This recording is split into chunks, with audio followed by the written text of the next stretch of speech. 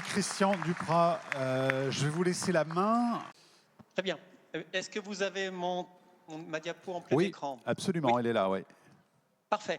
Alors, écoutez, j'ai le plaisir de vous parler un peu plus en détail de comment l'arbre hors forêt, l'arbre rural, peut être un outil pour intensifier de manière durable l'agriculture. Et ça, c'est quelque chose qui est assez peu connu. Aujourd'hui, quand vous regardez la campagne, vous avez ce qu'on appelle une séparation spatiale.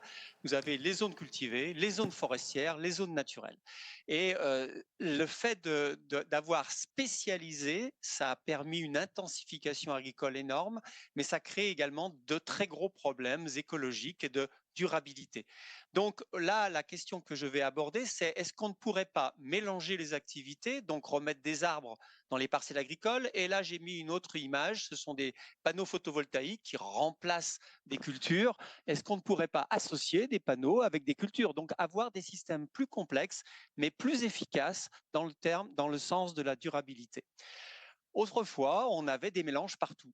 Et depuis 1950, on a tout spécialisé, tout intensifié. Et donc, la question, c'est est-ce qu'il ne serait pas intelligent de réintégrer les systèmes plus complexes qui seraient plus efficaces? Donc, si on mélange, qu'est-ce qu'on peut faire? On peut mélanger les cultures, les animaux et les arbres, c'est l'agroforesterie. On peut mélanger les cultures, les animaux et les panneaux photovoltaïques, c'est l'agrivoltaïsme. Et tout ça, c'est pour avoir des productions qui permettent aux agriculteurs de vivre et donc de gagner leur vie. Deux images qui illustrent bien donc qui était comme celle qui était derrière moi tout à l'heure. Vous avez à gauche une parcelle d'agroforesterie, des peupliers et des céréales, et à droite une parcelle d'agrivoltaïsme, des salades et des panneaux photovoltaïques, qui sont ces types de systèmes complexes qui peuvent être intéressants. Des systèmes agroforestiers, il y en avait plein en Europe. C'était même ce qui dominait le paysage agricole jusque vers 1900 en Europe. Et vous en avez ici quelques images, avec en particulier un bocage dans le Perche, là, au début du XXe siècle, tout à fait épatant. Et puis, il y avait également beaucoup de systèmes agroforestiers qui mélangeaient les arbres fruitiers et le maraîchage, comme cet exemple ici, plus récent, dans les Pyrénées-Orientales. Depuis, on a beaucoup travaillé l'agroforesterie, on a essayé de réintroduire ces arbres. Voilà une parcelle typique plantée dans des grandes parcelles de grandes cultures. Donc, un retour d'une agroforesterie qui est cette fois-ci adaptée à la mécanisation. On en parlait tout à l'heure. Donc, les arbres sont alignés, on cultive des allées entre les arbres et on retrouve ces interactions arbres-culture qui nous intéressent. Voilà un exemple d'un précurseur, un agriculteur de Charente-Maritime qui avait fait ça dès les années 50, 60 plutôt, et qui avait transformé en fait des forêts à l'époque en agroforêt avec des noyers et des cultures. Il l'avait fait pour ne pas payer la taxe sur le défrichement. Il avait remplacé des forêts par des forêts de noyers et il avait ainsi nous a permis de bénéficier de vieilles parcelles agroforestières qui ont été très utiles pour les chercheurs. Alors, ce que je voudrais aborder aujourd'hui, ce n'est pas la biodiversité, on en a un peu parlé, mais c'est vraiment est-ce qu'on peut vivre, est-ce qu'on peut gagner de l'argent en faisant ces systèmes agroforestiers? Ben pour ça, nous, dans la recherche, on a évalué leur productivité en mesurant la production des cultures et des arbres depuis leur plantation jusqu'à la récolte des arbres, parce qu'on va aller jusqu'à la récolte. Et puis, on va comparer avec la production des arbres dans une parcelle uniquement forestière et des cultures dans une parcelle uniquement agricole. Et c'est l'exemple de cette expérimentation-là qui était dans le Gard. Vous voyez la plantation en 1996, ce sont des peupliers. Et puis année après année, au début on avait des asperges, on a eu ensuite des céréales, du colza, tout un ensemble de cultures, jusqu'à la récolte et à la vente du bois en 2010. Et l'avantage de telle expérience, c'est que ça nous permet de mesurer un indice qui est très important pour évaluer la productivité de ces systèmes, ce qu'on appelle en anglais le Land Equivalent Ratio, le coefficient de rendement équivalent, que je vous explique très simplement. Vous avez une parcelle agroforestière de 1 hectare. Elle mélange des arbres et des cultures. Si vous voulez produire la même chose que cette parcelle de 1 hectare en séparant les arbres et les cultures, vous allez, vous allez peut-être devoir mettre en œuvre 0,8 hectares d'agriculture et 0,6 hectares de forêt. Eh bien, dans ce cas-là, vous voyez que pour produire la même chose qu'un hectare d'agroforesterie, il vous faut 1 hectare 4. C'est un gain de productivité à la surface de 40%, ce qui est colossal. Eh bien, euh, c'est quelque chose que nous avons mesuré, ce coefficient. Nous l'avons mesuré sur différents types de systèmes agroforestiers. Vous avez ici deux exemples, un avec du peuplier, un avec du noyer. Et vous voyez qu'on a des coefficients qui vont de 1,3 à 1,6. Et c'est très important parce que ça veut dire quoi? Ça veut dire que, et avec les systèmes agrivoltaïques que je prends en parler tout à l'heure, on a également des LER de 1,3 à 1,7. On a donc une productivité beaucoup plus forte. Et ça, euh, c'est très important parce que ça veut dire qu'une ferme agroforestière de 100 hectares produit autant de produits agricoles et de bois qu'une ferme classique de 140 hectares où on sépare les arbres et les cultures. Et l'explication, elle est écologique. C'est qu'on utilise mieux les ressources disponibles du sol quand on fait ça. Et notamment, je vais vous donner l'exemple d'un système arbre-céréales comme celui que vous avez là, qui sont nos parcelles expérimentales les plus anciennes en France. Vous avez dans ce type de système une évolution des arbres au cours du temps et donc une utilisation de la lumière par les arbres et les cultures qui va évoluer au cours du temps.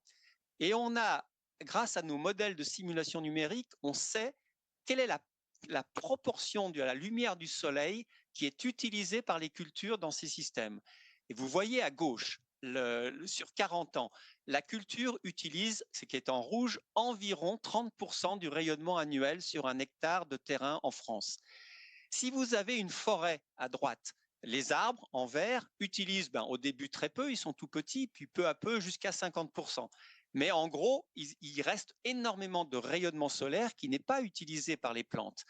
Et si vous faites de l'agroforesterie, au milieu, vous avez à la fois les cultures et les arbres, et la part de rayonnement moins utilisée est diminuée. Et c'est ça l'effet majeur de l'association arbre-culture qui fait qu'on utilise mieux la lumière du soleil. Et on pourrait dire la même chose pour l'eau, pour l'azote ou pour les éléments minéraux du sol, parce qu'on a une complémentarité dans l'utilisation des ressources du sol.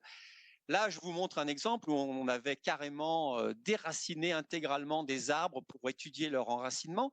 Et ça nous avait permis de montrer que les cultures et les arbres modifiaient. Je vous ai déjà montré tout à l'heure cette courbe de l'enracinement en profondeur qui montre que les arbres s'adaptent aux cultures et utilisent de cette manière mieux les ressources du sol. Alors, je ne vais pas vous parler de tous les impacts des arbres sur les cultures. Ils réduisent le rayonnement, donc ça peut poser des problèmes, mais pas uniquement. Mais ils modifient le microclimat, et là, ça peut être favorable aux cultures. Et on a aussi plein d'effets beaucoup plus subtils qui sont liés au microclimat et qui vont dépendre de si vous êtes dans des zones très ventées ou pas, ou dans des zones où le rayonnement est limitant ou pas en fonction de la nébulosité moyenne que vous avez. Donc tout ça, c'est des effets importants. Mais l'effet positif sur les cultures est important parce que les arbres, non, l'effet des cultures sur les arbres est important parce que ce qu'on voit toujours, c'est que les arbres dans ces parcelles poussent plus vite que des arbres forestiers. Ils bénéficient des reliquats de fertilisation ou d'entretien des cultures. Ils sont très bien éclairés, donc ils ont beaucoup de rayonnement. Ils ont des systèmes racinaires profonds, donc ils sont moins sensibles au stress hydrique en été, et donc ils poussent très bien.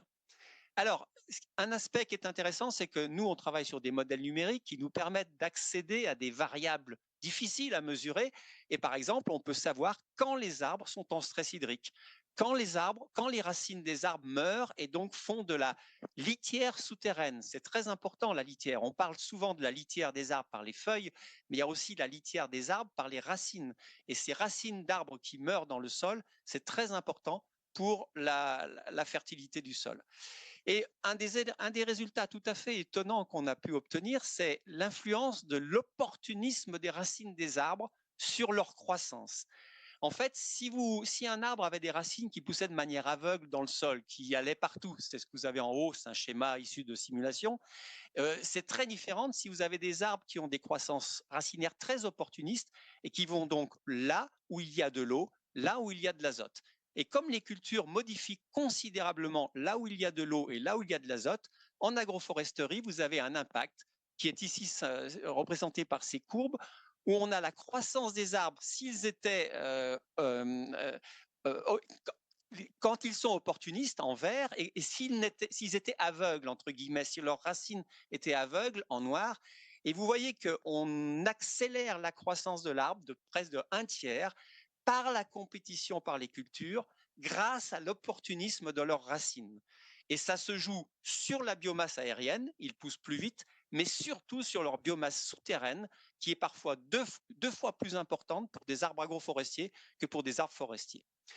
Voilà, et donc un dernier mot sur le changement climatique, parce qu'on est tous sensibles à cette problématique.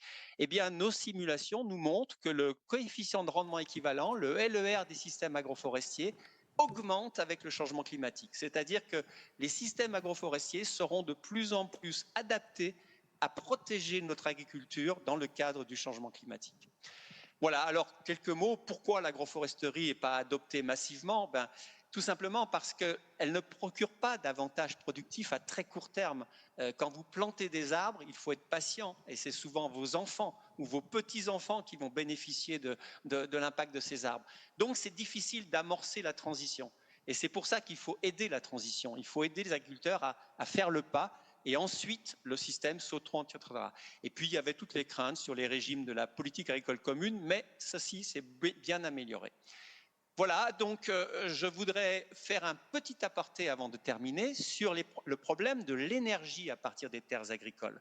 On sait qu'on va avoir besoin d'augmenter la production alimentaire mondiale encore, et jusqu'à la découverte, mais je rappelle que jusqu'à la découverte du pétrole, la moitié de la surface agricole en Europe servait à produire de l'énergie pour les mobilités et pour le travail. C'était l'énergie pour nourrir les chevaux qui apportaient toute l'énergie pour les déplacements et pour le travail agricole. Donc ce n'est pas nouveau de produire de l'énergie en agriculture.